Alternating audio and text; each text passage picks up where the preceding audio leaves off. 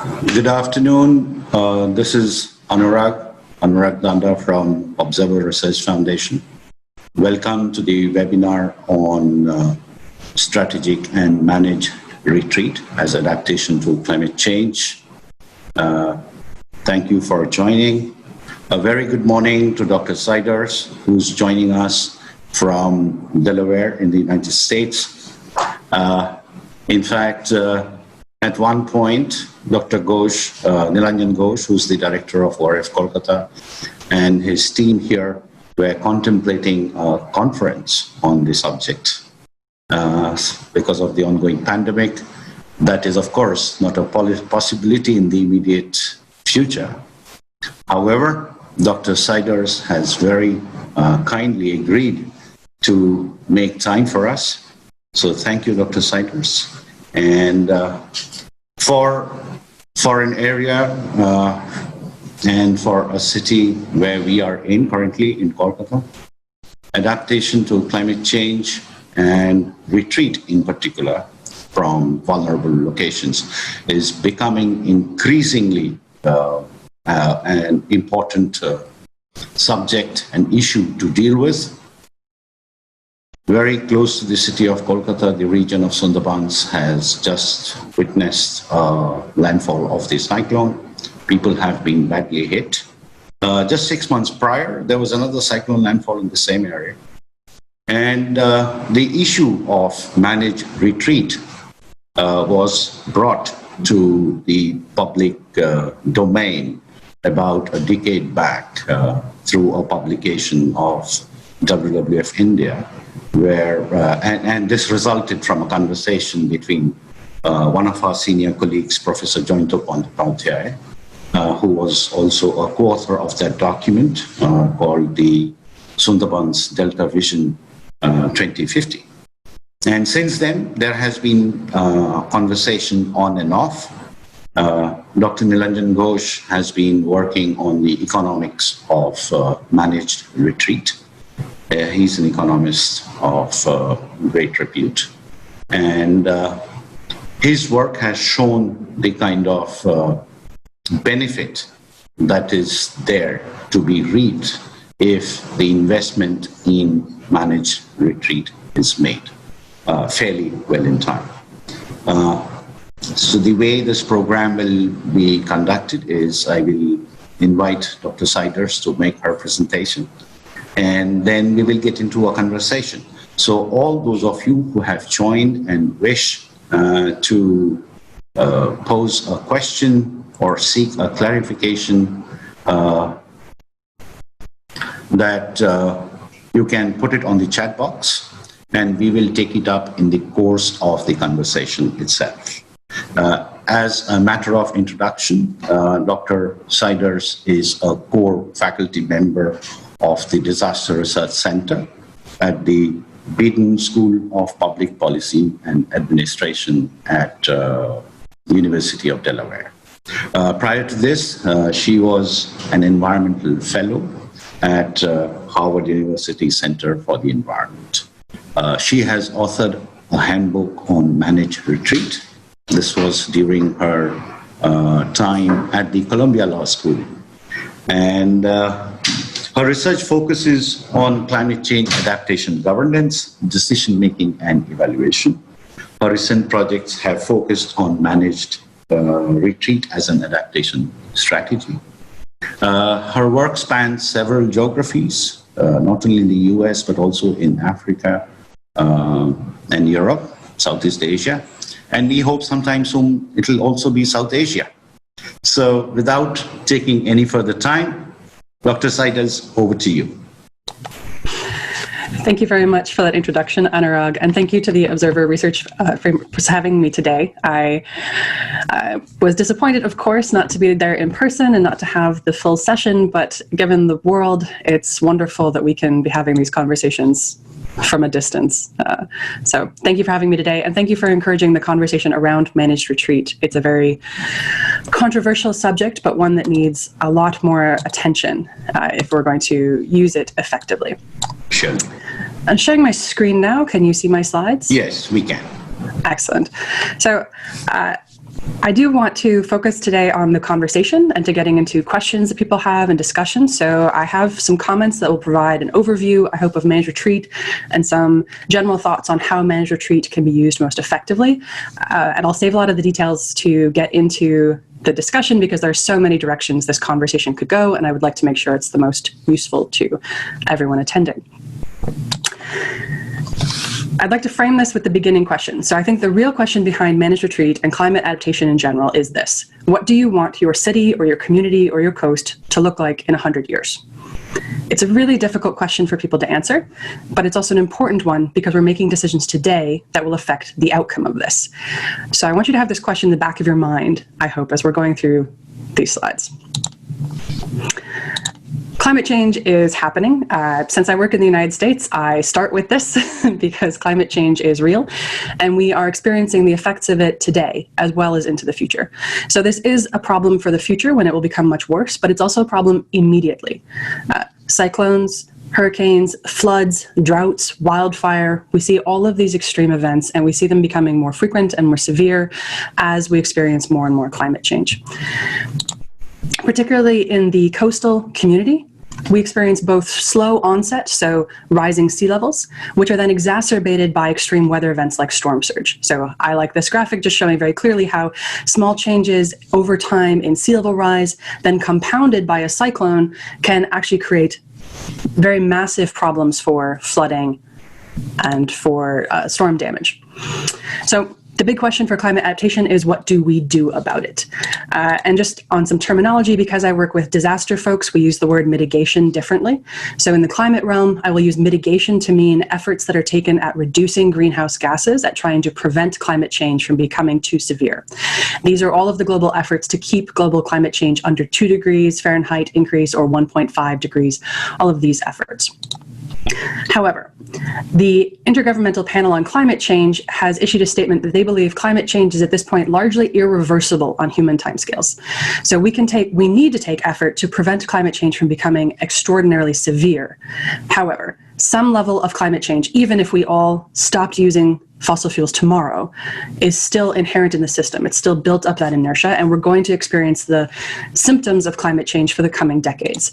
So we need adaptation in order to respond to and prepare for the effects of climate change that we have sort of locked into at some level. In the coastal area, we generally talk about adaptation strategies as 3 categories. Resisting or protection. I prefer the word resistance because protection provides the suggestion that you're safe if you're behind a flood wall or behind a dune system or behind a mangrove forest, whereas it's truly about resistance. You're trying to put something between yourself and the rising waters. This could be a wall, it could be, this is a picture of the Thames barrier, it could be a mangrove forest, it could be, in Delaware, we like beach nourishment, so we're putting a lot of sand on the beaches to try and create a barrier between us and the water. The second category is accommodation. This is most often illustrated with the example of elevated homes. The idea here is that the water comes and the water goes, but it doesn't damage whatever is on that land because it has been accommodated in some way. This could mean changing the entire use of the land, switching to saltwater tolerant crops so that they can be farmed and the floodwaters can come and go without harming the crops, or elevation as for homes. And of course, the final category is retreat. Actually purposefully moving people, assets, structures out of harm's way. Some academics put in a 4th category of avoidance, which is the idea of trying not to build more in at-risk places, so trying to limit exposure before it even occurs. But once buildings have been put in place, these are the 3 general categories of adaptation. I'd like to pause here because I almost always get the question of why don't we do what the Netherlands does? And so my answer to this is 2-part. Yes, do what the Netherlands does. So the Netherlands not only builds dikes, for which they're very famous, their dikes and their levees and their flood walls, they also have floating houses and they have elevated houses, so they're also using accommodation, and they also use retreat. They have a national program called Room for the River where they have actually removed homes from areas that are deemed too risky to create space for the river to flood, so that they can have a controlled flood and not be overwhelmed.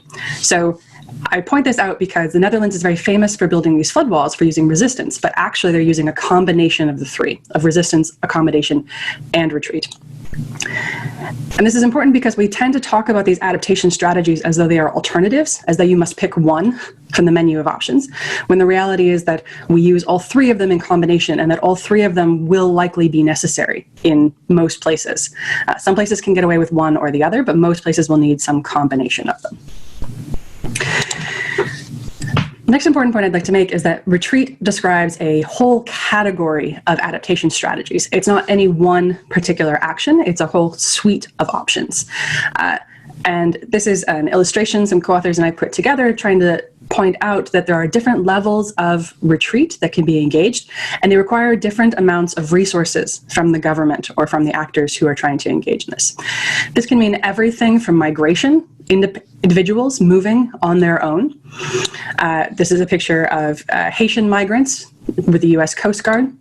This can also be internal. It doesn't have to be migration across borders. This is a rather famous American photo from the Dust Bowl of migration within the US when farms collapsed due to environmental conditions. So this type of autonomous migration has gotten lots of discussion, particularly with international migration. There's a lot of effort to try and figure out how many migrants there might be, how do we classify them, how do international laws deal with them. The things I'd like to focus are on that this is very autonomous, so it's individuals making a decision to move, and it requires assets. Moving is expensive. Moving is resource intensive. So people must have resources in order to leave. People who can't leave become trapped populations in the academic literature. There's lots of questions about what this means in different scenarios, right? How trapped is someone? What things are trapping you? Obviously, finances are part of it, but also it can be that your livelihood, if you are a fisherman and you need to live near the coast, you can feel trapped because where else can you go? Or you may be near family and have to remain for a variety of reasons. What it really boils down to is a lack of options. We see this in the United States with many people who live in at-risk homes but don't have the resources to be able to get out of these risky places. In the United States, this is particularly problematic because we have an affordable housing crisis, like many urban areas. These are particularly difficult to find affordable housing. And at least 9% of the US affordable housing that's subsidized by the government is also located in the floodplain, which means that we have about 500,000 people who are living in the floodplain and who cannot afford anywhere else to live. So how do we help these people get out of the floodplain? And how do we ensure that we're not building more affordable housing in the floodplain? So if they wanted to migrate, they don't have the resources to, and they become trapped. This is a very US-focused context, but I'm sure you can imagine examples in your own locations of people who do not have the resources in order to be able to leave, even if they wanted to. There's also a question of what they're moving to. So Kolkata is experiencing an influx of farmers from the region and urbanization, as much of the world is experiencing urbanization. So there's a question of when people move into a city like Kolkata, what resources are they finding? Are they finding affordable housing? Do they find healthcare services? Are they finding jobs? Are they finding cultural support? Do they have healthcare? Right? And these questions can be very difficult for a government to address. How do you provide adequate healthcare for an influx of people if you don't know how many people are coming or when they're coming? Are they coming this year, this decade? 2200? We don't know. So these are all reasons why, instead of thinking about individuals migrating on their own, there's a good reason to talk about managed retreat. And the emphasis here is on the difference between unmanaged retreat, just sort of retreat generally, people moving on at an individual, I feel like moving, I'm going to do it, versus something that is planned, coordinated, managed, strategic. And you'll see all of these synonyms in the literature. So managed retreat, strategic retreat, planned relocation, planned resettlement. They all have slightly different nuances. I stick with managed retreat because it's one of the classics, although it is not, although it is itself a controversial term. So you can insert the phrase of your choice if you prefer when I say managed retreat. The purpose here is to think about something that is more coordinated. And again, this can go from nudges, we call them nudges. So as a lawyer, I think about incentives. So this could be things like, where do you allow building, right? Do you require buildings to be set back? Do you provide incentives? Do you put the new school district somewhere in a safe area, or do you build it near the floodplain? Right? Do you try to encourage people away from the river or away from the water, either by pushing them or by pulling them with incentives? It could be funded or assisted. This is what the US has most experience with. We do most with funded or assisted types of retreat. These, in the US, we have a FEMA, it's our Federal Emergency Management Agency. They fund the acquisition of the purchase of flood-prone properties. They purchase them from voluntary homeowners, and then they demolish the homes and leave the land as empty space. This has been occurring as a federal policy since 1989, and it's occurred in every single state except Hawaii. So we have been using it widely in the US, although at a very small scale. And so one of the big challenges we're trying to find is, how do you scale up a program like this? It's one thing to go into a town and buy up 10 houses. It's another thing to try to move the entire town. And this is where we get into the issue of coordinated retreat and the difficulties with that. The US has far less experience with this. We have a few examples. The most famous in the United States, at least, are Newtok, Alaska, a Alaska Native village, and several other Alaska Native villages that need to relocate their entire communities due to coastal erosion and melting permafrost. They've been trying to relocate for several decades, and have only just recently begun the process, which illustrates how difficult this is to be done, even in a country like the United States with relatively extensive resources. Another example that's been in the news very recently is Ile de Jean Charles, another native population on an island in southern Louisiana whose land is eroding out from under them. Louisiana loses roughly a football field. I don't know what the equivalent is. I'm going to say a rugby pitch of land every hour. So over the course of this conversation, Louisiana will lose a rugby pitch full of land. And so you have these communities on these small, they used to be peninsulas, and now they're islands, and their islands are disappearing. And the question is, how do you move an entire population? The experiences in the United States have been at this very small scale. Not that they're not important, but the difficulty is, how do you then translate this into a very large urban setting, a place like Miami or New York City or Kolkata? How do you take a gigantic megacity that is built on a delta and built on the coast and try to move not just 100 people or 1,000 people, but millions of people, and all of the infrastructure that has been developed? And this is incredibly difficult. And this is where a lot of the work is trying to move right now. How do we think about moving not just small villages, but larger urban centers? And often the initial reaction is, well, that's impossible. It's never going to happen. You're not going to relocate New York City. I often use it to be provocative in the United States, to try to poke people and say, we should move New York City. And they'll say, well, where? And I'll say, well, 5 miles north, so that it's no longer on a sinking island, so that it's, just a little bit north. And it's incredibly difficult. What I would like to hope today is to shift your mindset a little bit away from thinking that these things are impossible by trying to put them in a time scale. Cities are always moving. This is a picture of Kolkata from around the 1850s, right? It has changed a lot in the last 150 years, and it will continue to change. 150 years from now, the city will look incredibly different than it does today. Whether the city retreats or not, it will look incredibly different. And so any attempt to try to hold on to exactly what is there today is in some ways doomed to failure. The city is a changing and growing and evolving thing. And I like these old maps just because it helps me put them in perspective in terms of, this is what it did look like. It's going to look like something at the future. We're just at a blip in a moment in time along this change. And so it's not that we have to preserve everything that is there today. We have to be able to manage that change as it goes on. I also like to point out that many large cities in the past have succumbed to the ocean. So this may not be encouraging because we may lose some places. The United States, very skeptical about the potential for Miami to survive over the coming centuries. And again, when we put this in a historic context, there are cities all over the world that are underwater today. They were once built on solid land, and now they are underwater. And humanity didn't end, culture didn't end, civilization didn't end because we lost one city, because we retreated. The image on the left I particularly enjoy is Dunwich, United Kingdom, and it shows where the lines are showing where the coast was at 1250, 1450, 1500, 1700, 1800, 1900, and current. And it just keeps moving back. And similarly, the town has continued to move back with each subsequent shift of the coastline. So this is a town that, without calling anything managed retreat, has managed its retreat.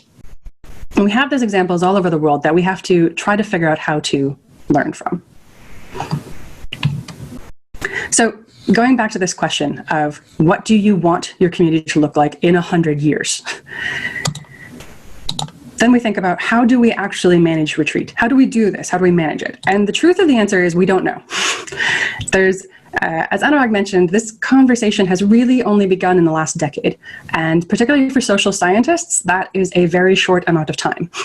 We often do research that takes years to do, and so we don't have a lot of results right yet, but we do have a lot of suggestions. There are many cases of retreat around the world, and so I'm going to provide 6 suggestions on how retreat can be done.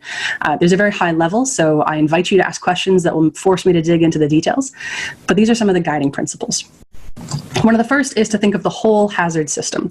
Managed retreat works best when we consider it from a multi-hazard perspective. As an example here, the Netherlands, I mentioned briefly their Room for the River project. The Room for the River project addresses both riverine flooding and coastal flooding. Their concern is that if the river floods at the same time that the ocean floods, and the barriers that they've created will then hold the river water in while they're holding the ocean water out. While holding the river water in will still result in them flooding unless there's somewhere for the water to go. And this is why they've purchased homes and purchased large swaths of land to turn to open natural space to absorb that river floodwater. And the reason they've done this is because they're considering the whole system, not just how do we think about sea level rise and coastal storms, and not just how do we think about river flooding, but how do we think about the two in combination. So when we think about these types of threats, how do they happen together? I think about this a lot because I work primarily on floods, but even within floods, there's an extreme difference between coastal flooding, storm surge, sea level rise, and then rainfall flooding, pluvial flooding, or river flooding, fluvial flooding. So if you have all these different types of flooding, you have to consider them together because at some point they're all about the water. Another example, the reason I have a tree here is when I was living in New York City was under an effort to plant 1 million trees. They wanted to plant trees to address the heat rise issue and to address air quality. And trees are great at doing those things. What's difficult then is New York City was hit by Hurricane Sandy, which has very strong winds, which knocked down a lot of those trees, which killed some people and caused property damage, falling on cars, falling on houses. Maybe we should have gone for green roofs. Maybe we should have gone for plants that don't fall down like trees, but that have the same heat properties and the same air quality filtering properties. If we were considering hurricanes and heat wave at the same time, what choices would we make differently than if we think about them separately? So when we think about any of these hazards and when we think about the benefits that we could have from retreat or from any adaptation strategy, we need to try to think as holistically as possible. In the United States right now, and as Dr. Anurag mentioned, well, we're experiencing a global pandemic. A lot of our emergency responses in the US are problematic in a time of pandemic. We ask people to go to shelters where they cannot socially distance and where they may be more likely to pick up diseases. So how should we think about our emergency response differently in the future if we think about pandemics and hazards at the same time, natural hazards? The second point is to think about the whole social system. And this is where we start thinking about managed retreat being strategic. So managed retreat is very often done in isolation from other social conversations. As an example, in the United States, and I apologize for all the American examples, but that's what I can speak to most clearly, so that's where I will give details. The managed retreat is handled by the emergency management system. It's not handled by the housing system. It's not handled by anyone who has authority over jobs or over transportation. And so you can relocate several homes, but where do people go? Where do they end up? This news headline is an example from the Philippines. The Philippines, after Typhoon Yolanda, relocated many people out of towns such as Tacloban. They created new housing in safer areas, but there were concerns. There were concerns that the housing maybe wasn't high quality, that it wouldn't stand up to another typhoon. There were concerns that there were no jobs in the area, that there were no schools, that there were no places of worship. In other locations around the world, we see relocation that doesn't work because it's not culturally appropriate. Are you providing housing that works for single families or for multi-generation families? What type of housing makes sense for the people that are involved, right? Should it have more communal spaces or more private spaces? So even just saying we're going to build new homes isn't that simple. They have to be homes that are appropriate to the culture and the particular community that is relocating.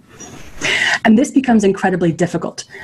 There's no one agency in most governments that has authority over all of these aspects. If you add 1,000 people to one part of the community, well, did you increase the buses and the transportation and the road traffic in that area for an additional 1,000 people? Do they have enough beds in the hospital or seats in the school? It's not clear. these things require lots of agencies working together and coordinating. And this becomes incredibly difficult. Which leads me to my third point, which is we often ask the question, when should we retreat? And I'd like to reframe this as we should retreat right now. By which I mean not that we should pick up every megacity and move it, but that we need to start the conversation now because, as I hope the last 2 points have made, this is incredibly difficult. It requires extensive coordination, both with the community and with interagencies and governments. And it requires starting from very difficult questions like, what future do we want? And how do we get there? Very often, the question of what future do we want and how do we get there will require some retreat. What steps are we taking today? The steps we are taking today could involve some retreat right away. It could mean that we are moving some people right now because we think it's so risky. It could be that today we're going to put in a monitoring system and that only when we reach some threshold of a number of flooding events per year or a severity of destruction, we talk about 3 strikes and you're out. So 3 flooding events and maybe we move people to somewhere else. We could put a monitoring place in today so that when we reach those thresholds in the future, we're ready for it. Also, if we're going to have a very holistic plan, like if we're going to if we're going to move 10,000 people into a new location, well, that's going to require some advanced planning for the hospitals, the schools, the transportation, and the housing. Those conversations probably need to start a decade in advance of when the relocation actually needs to occur. Based on some experiences in the US and other places, maybe it's a decade, maybe it's longer. So I would say these conversations need to start happening right now. Not because everyone needs to relocate right now, but because the long-term planning needs to be put in place right now. An example I often use here is the New York City subway. So New York City transportation was built in around 1900.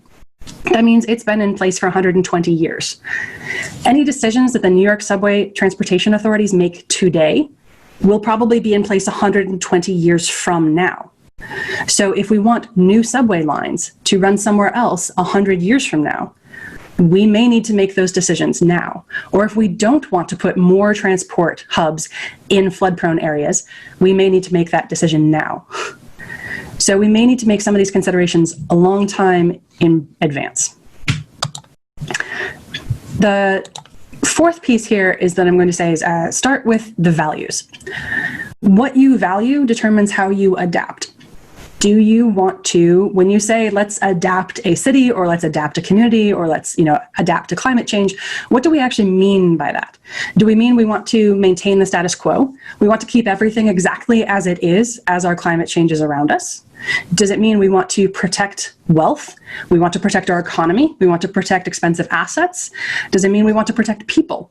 Those aren't always the same thing. Do we want to promote equity? Those are different goals, and they would lead to different decisions.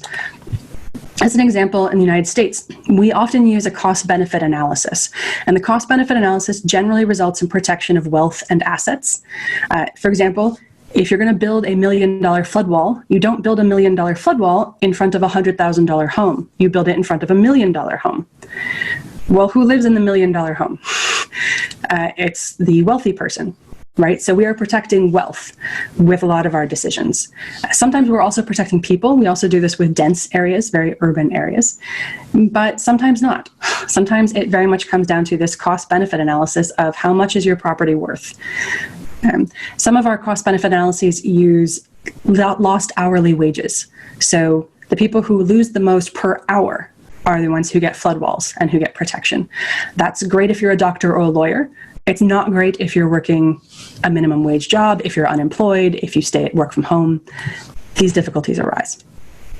So what we value changes how we make these decisions, right? It changes what we put into that cost-benefit analysis and how we make these considerations. So I always urge anyone to start with what do you actually mean by adaptation and what do you want to protect? There are good reasons to protect wealth and to protect the economy. I don't mean to suggest otherwise, but it's a choice, and it's better if we're transparent about that choice. It can be very tempting to say, well, we'll let the community decide, but letting the community decide is actually very difficult. And the example, Ile de Jean-Charles has been wanting to retreat for quite some time. Actually, they have wanted to retreat ever since the US government made a decision not to put them inside the flood wall. So ever since they'd made the decision to build a flood wall inland of this island, the island has needed to retreat. But the community can't decide on where they want to go or what the community is going to look like, and it becomes very problematic. Some members on the island are members of a Native American tribe. Some members on the island are members of a different Native American tribe. Well, which tribe gets to determine the status? Should people who are not members of either tribe get a say in it? Should members of the tribe who don't live on the island get a say in this decision? It becomes very complicated very quickly. Also, what if the community doesn't agree? Right? Is it a vote? Is it 51%? Very democratic, right? That 51% of the islanders could force the other 49% to leave if they didn't want to. So it's very tempting to say, well, let the community decide. At least in the US, that's often one of the catchphrases, but that's troublesome. And so we need to be able to have answers to some of those questions on, if we're going to say the community should decide, we need to figure out how, right? How we think that's going to happen. The next one is to be creative. We often think about, in managed retreat spaces, we often think about a very narrow set of retreat options, right? That we're going to purchase homes, that it's going to be migration. There's very specific categories. And we very rarely think creatively about other types of things that could happen. And I actually think that some of the most interesting work that's happening in the managed retreat space and the coastal climate adaptation space is happening in the art and climate heritage space. So the examples here that I'm showing are, one is a tsunami stone from Japan. So they have hundreds of these stones around the country, and they mark out where the water level came when a tsunami happened. Some of them say things like, remember the people who died in the tsunami of, enter year. This is why you do not build closer to the shore than this point. And it's a great reminder that their village was once closer to the shore, and then after a storm, it retreated up the hill and inland. And they've put this marker in place to both memorialize the people who were lost and the town that was lost, and also to remind themselves of what has happened, because we have very short memories as humans of disasters. And we need to remind ourselves that if we build in the same place over and over and over again, we are likely to experience the same disasters over and over and over again. We need to learn from history instead. The middle one is an art exhibit from Scotland, where the light bar on the middle is showing where the high water mark will be due to sea level rise estimated by the end of the century. And I enjoy this one because it's thinking creatively about how do we communicate with people what the risk is. Lots of people are making decisions about where to live and how to live without any understanding of the risk. And so it's one thing to give them a flood map and say, look, here you are, there's a flood map. It's another thing to show them a mark on a wall and say, the water will be here. Do you want to live here? And so thinking creatively about how can we communicate these risks, how can we think about what these look like? And the last one is a picture from the Netherlands from the Watersnood, the Flood Disaster Museum. The ripples of light on the sand in there are actually the names of the people who died in the 1953 flood when their levees broke and the water came through. As a reminder, and the museum is very focused on teaching new generations why floodwater management is so important to the Netherlands. Because they're concerned, as I said, short memories, they're concerned the new generation doesn't understand why the Netherlands invests so much time, energy, and money into flood management. So they have these sort of memorials. There are other ways to think creatively about managed retreat, though. Think about how the land is going to be used afterwards. Will it be accessible? Will it be a public park? Will it be a wetland? Will it be a place where people can go back? Can they go back and hunt or fish or bring tourists to this place? Or is it off limits? Is it so dangerous that it shouldn't be accessed at all? Or is it just dangerous enough that we don't want people to live there and have all of their assets there? The Dutch, again, thinking about creative things, they have pop-up restaurants on top of their levees that then go away when the floods emergency warnings happen. They have levees that have parking lots underground. So if they flood, well, it's a parking lot. It's okay. But they've used that space creatively, even while providing a levee with protection. Can we use them as gardens? Can we use them as places to rent out, right? So people aren't living there permanently, but we're still providing some economic benefit from it. There are lots of ways to be creative about how we use the land after retreat, and also how we incentivize people to move away from where they are currently. And this is my last point, is that we have to give people a reason, a positive reason why they should leave. It's not enough to rely on fear and to say that you have to run away from the ocean or run away from the water. we have to give them a positive reason why they should want to go somewhere else. A good job, housing, a school, something positive. My favorite quote about retreat actually comes from a US Marine Corps general. And he says, "Retreat, hell, we're just advancing in a different direction." And I love it because it's so Marine, like, ooh, rah, but at the same time, it's also very true. Like, we talk about retreat, and many people equate retreat with defeat. They think you're retreating because you've lost the battle. And there are 2 points there. One is which, if you're fighting against the ocean, it's probably the wrong fight to begin with. It's very unlikely that we are going to win in a battle with the ocean. And then secondly, retreat as a military maneuver doesn't have to mean defeat. There are very often times when you have strategic retreats. Dunkirk in World War II is a famous one. In the United States, Washington retreating from New York is a very famous retreat, and still won the war, but retreated in the moment because they realized that this particular place to advance was not a good one. So they backed up to high ground, reconsidered, and moved in a new direction. And this is important as a metaphor for managed retreat because we have to back up onto high ground, but we also have to consider what is our new direction. Where are we going in the future? Where are we going to build new housing to replace the housing that is currently in an at-risk zone? And then what is the larger vision? It's not enough to just say we're going to shuffle housing from here to here. There has to be some vision that excites people and gets them to want to invest and want to participate in this. Because climate change should be an incredible opportunity for adaptation, should be an incredible opportunity to start over and think new and do something exciting, better than just preserving what's currently there, but actually to do something really new and really challenging.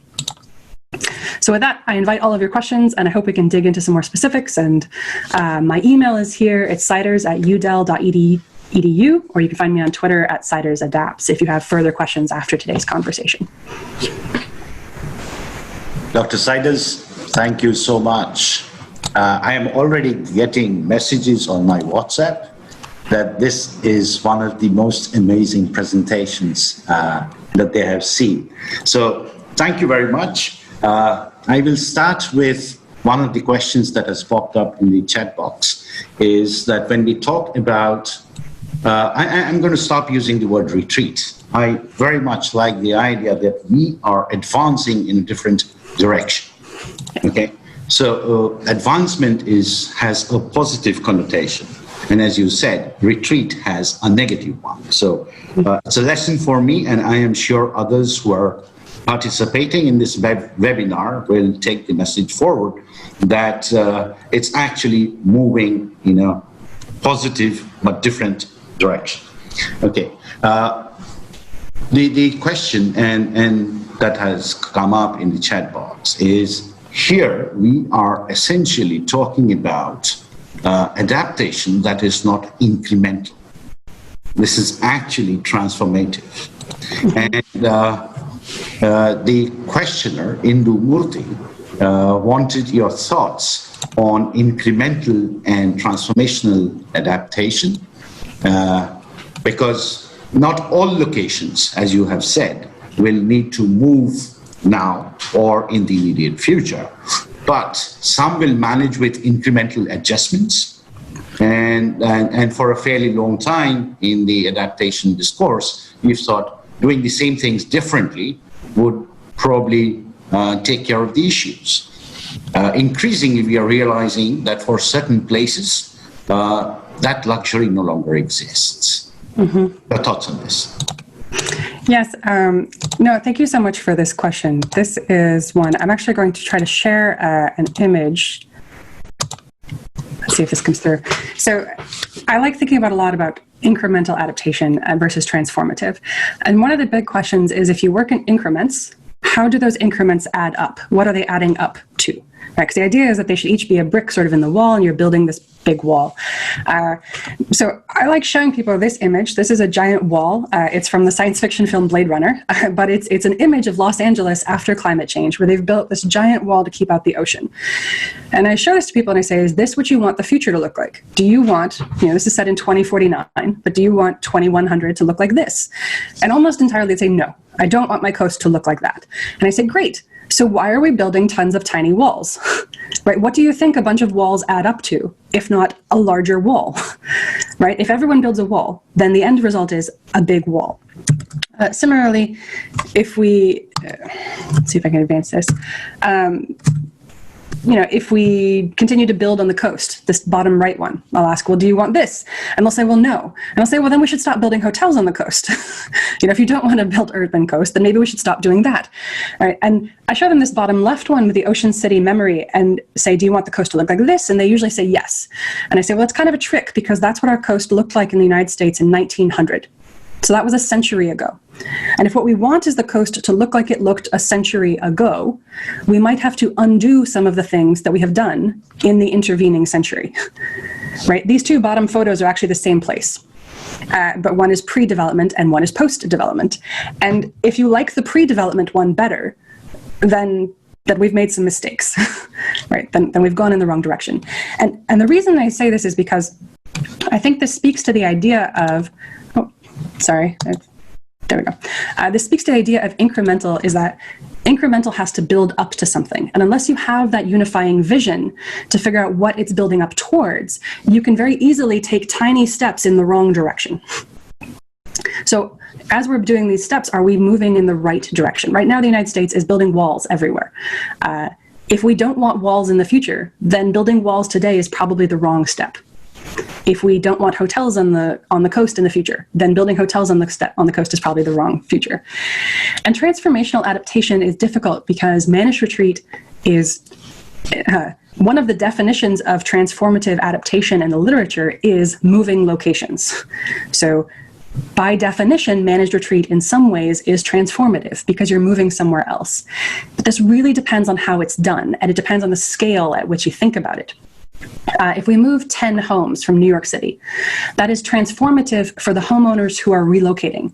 It is not transformative for the city at large.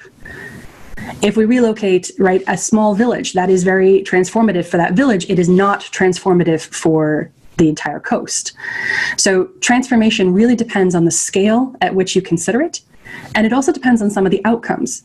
If we relocate people from one floodplain, in the United States, we have relocated people from one floodplain into another floodplain. Well, that is not transformative. Like, they have moved, but they have not improved overall.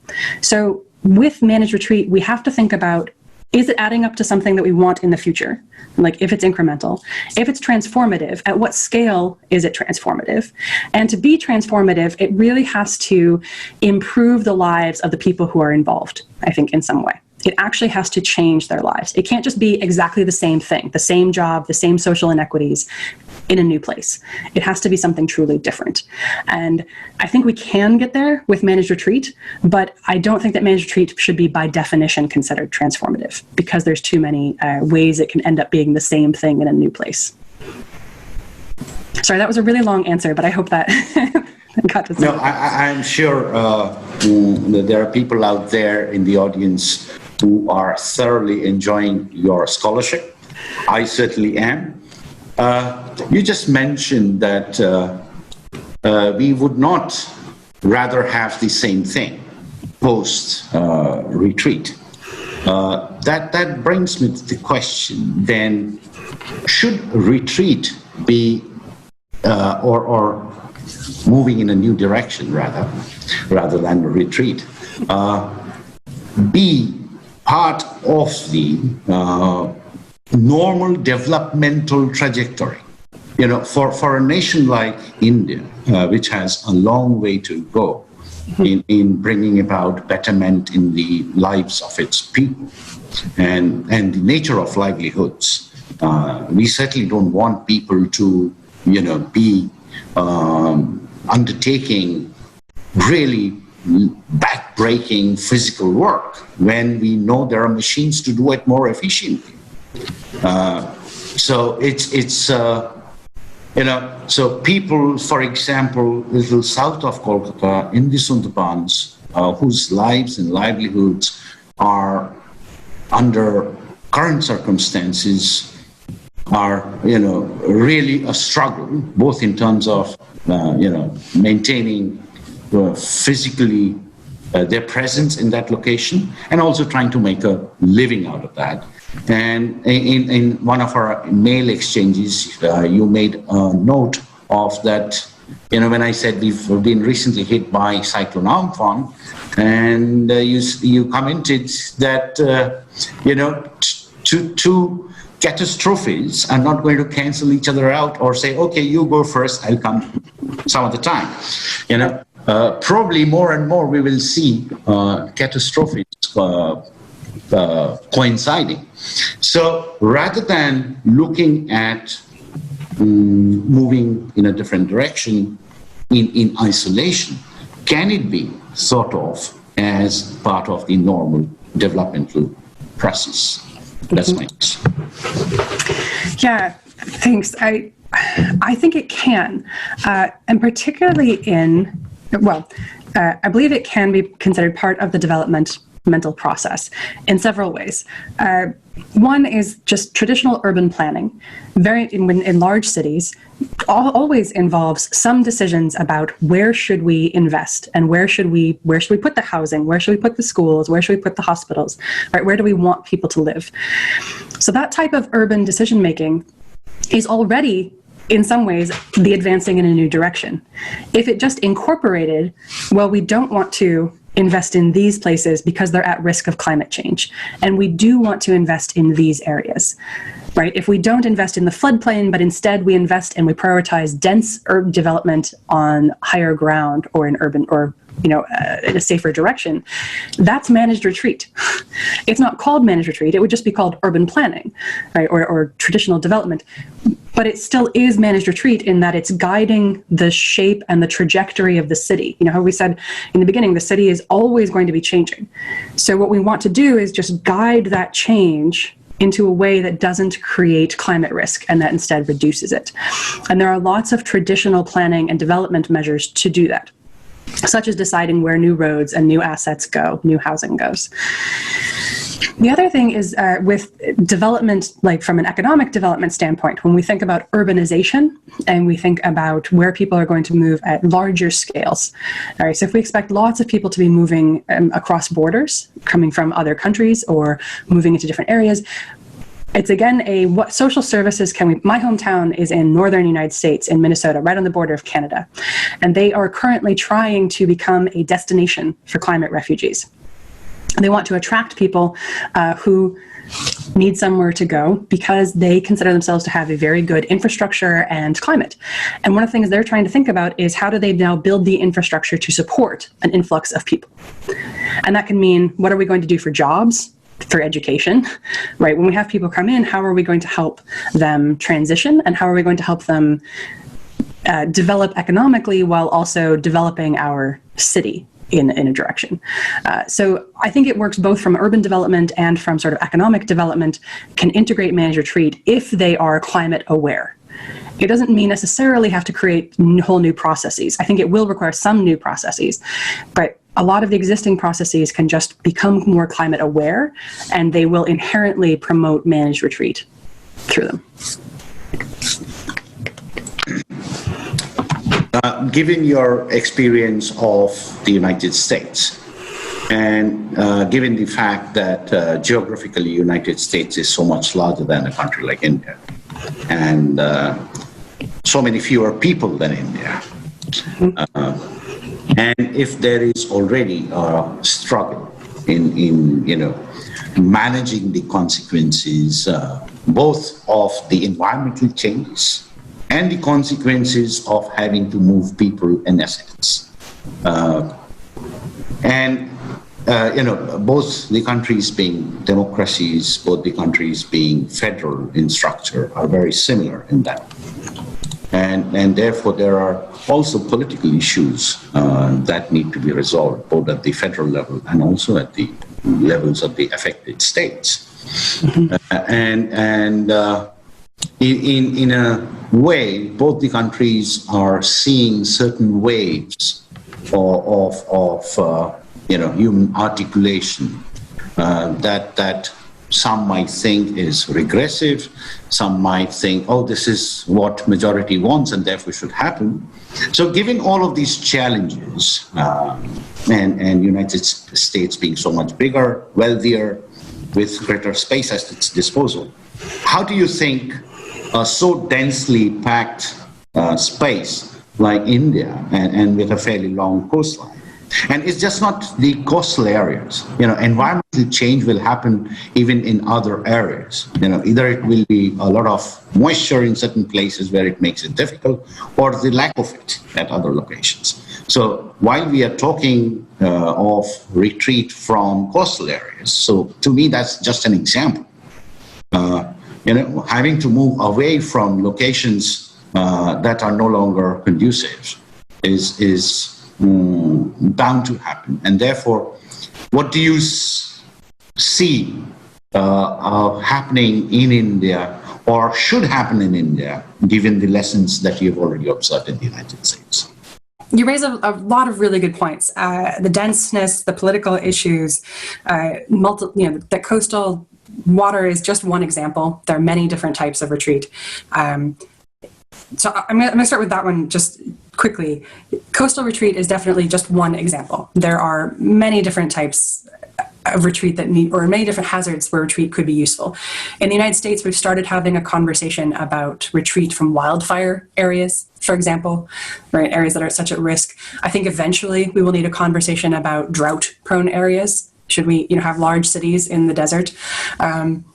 But those conversations are just starting. And so I think a lot of the conversation around retreat is in the coastal and flooding area because those hazards are so obvious. And it's so obvious where the hazardous area is, right? Just don't build near the water. It's sort of an easier conversation than some of these others. So yeah, it's a great point. It's just one example. There are many different ways to account for it. The dense air issue is a really difficult one.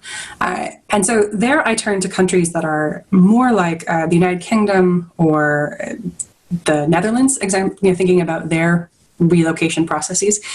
The United Kingdom has very dense populations, but then also very large open spaces. And it's because they've made the decision to have very dense living urban places so that they can maintain these wide open spaces. And they're going through a process of managed retreat. They call it managed realignment, and it's slightly different in that they're actually removing flood walls and defensive structures and allowing the water to come in. But they are, by doing that, in some ways, they have to become more dense, right, in the areas that they have designated.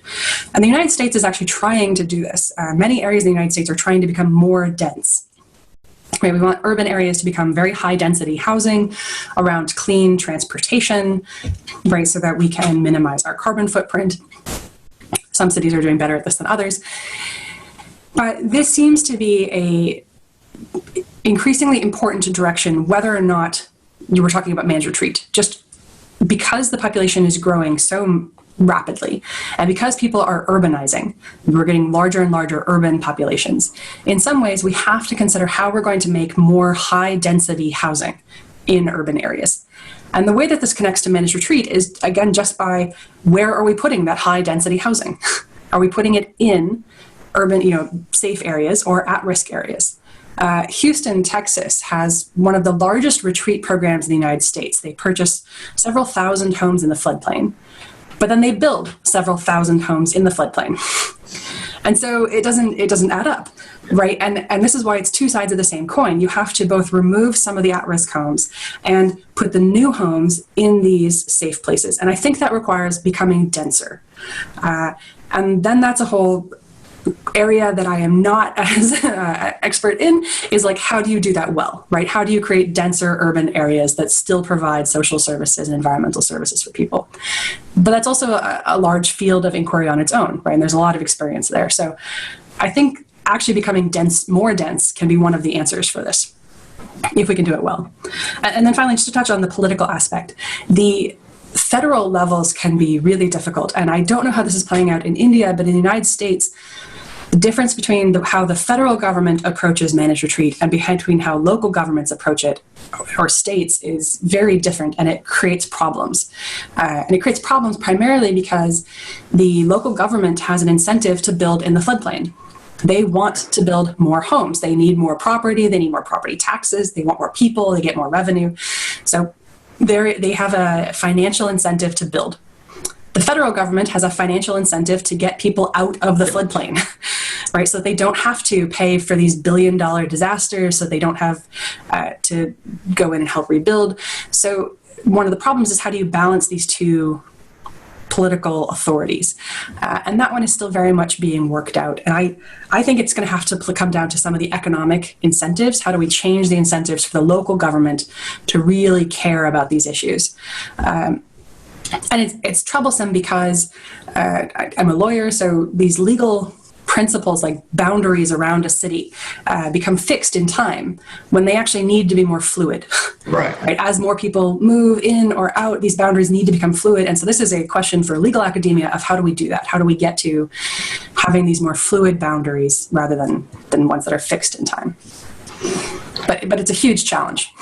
Right. You brought up the economic point, so I will now invite Dr. Nilanjan Ghosh for his observations. I may or may not get an opportunity to thank you and thank all the participants. So it's been great. Thank you so much. Dr. Ghosh.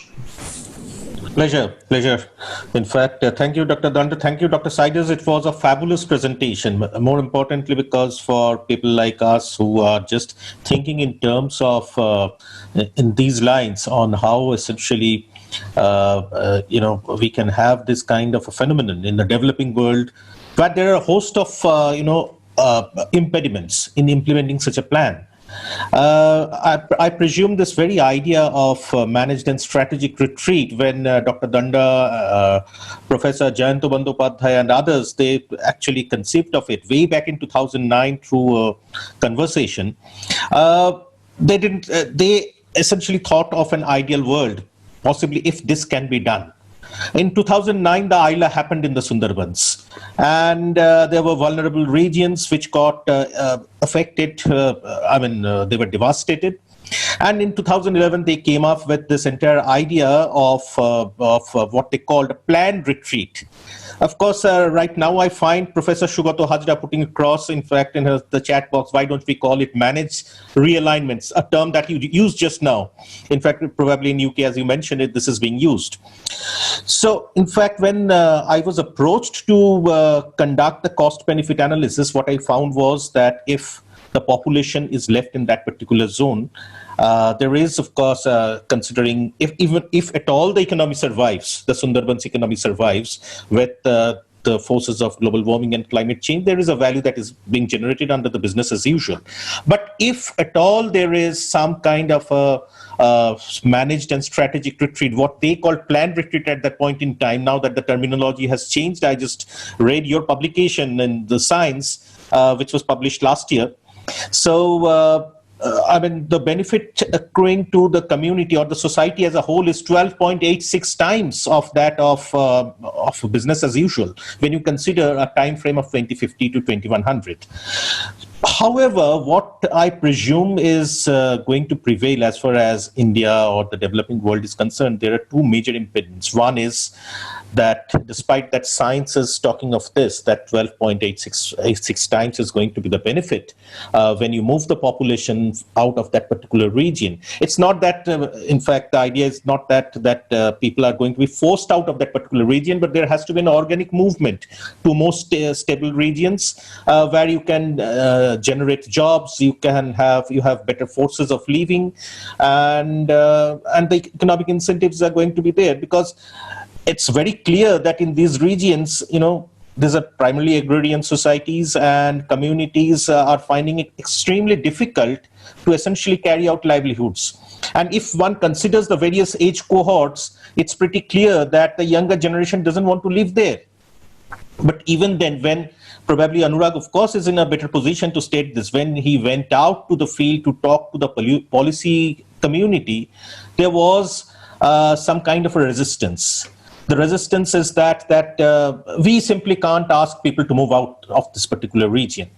Maybe this is some kind of a myopia in policy making that prevails, in fact, in the local government, more so because they are thinking about the current dispensation, or all sorts of dispensations over the last decade has always been thinking about the 5 years of their governance.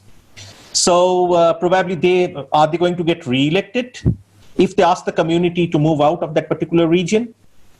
So this turns out to be a challenge. And forget about the community. The community, of course, intends to cling on to the land because, after all, they have been living there for years, for centuries. So this turns out, I presume, a challenge. And of course, I learned a lot, in fact, how the various mechanisms and the financial incentives that you have been talking of can be thought of, even suppose creating some kind of an incentive for the policymakers, even under the federal structure. We also, of course, have the third layer of government as well in India, and certain resistance is also created at the third layer. Apart from the federal states as well as the center. The center, of course, is quite diverse from what is happening at a very micro level in these parts of the world. So the scale that we are talking of as far as the Indian Sundarbans delta is concerned is not in thousands and not in, suppose, in 10,000s. It's essentially the total population of the Indian Sundarbans delta is 4.5 million. And the report that Dr. Danda and others authored that talked of a movement of population of 1.5 million. So the challenges are even more. Challenges are in order to find the space. Challenges are in order to create the infrastructure in that particular space. Challenges are also in the form of creation of the right kind of economic opportunities. So, well, this, of course, paved the way. Your presentation actually made me ponder that whether we should really seriously think of some kind of a decision-making framework, something which is going to help us rationalize that under what circumstances a managed and strategic retreat should be the option. And when, in fact, under which circumstances, actually, if we can develop this framework through a valuation exercise, looking at the various values emanating from the economic forces, the social forces, as well as the ecosystemic forces under various scenarios, where managed and strategic retreat is an option, then, in fact, other forms of adaptation also turns out to be the other scenarios, then possibly that creates a stronger case for us on not only for managed and strategic retreat, but other forms of retreat, other forms of adaptation modes as well. So I'm not going to add anything to that because I'm still thinking about the presentation and it is going to remain in my mind. And henceforth, when Dr. Danda, Professor Bandyopadhyay, Professor Sugato Hajda, we are all going to contemplate on how essentially we can think of this phenomenon. Your presentation is going to show us the path. So thank you so much for the time that you have devoted, and thank you so much for the fabulous scholarship that you have exhibited in here. Thanks a lot. Thank you very much again. Thank you for hosting me. This has been excellent. It's been great. Thank you very much. And thank you to all those who have attended. We've not been able to take as many questions as we would have liked to, because frankly, we were, hanging on to every word that Dr. Cybers was speaking. So thank you for bearing with us, and all of you have a good day. Bye-bye.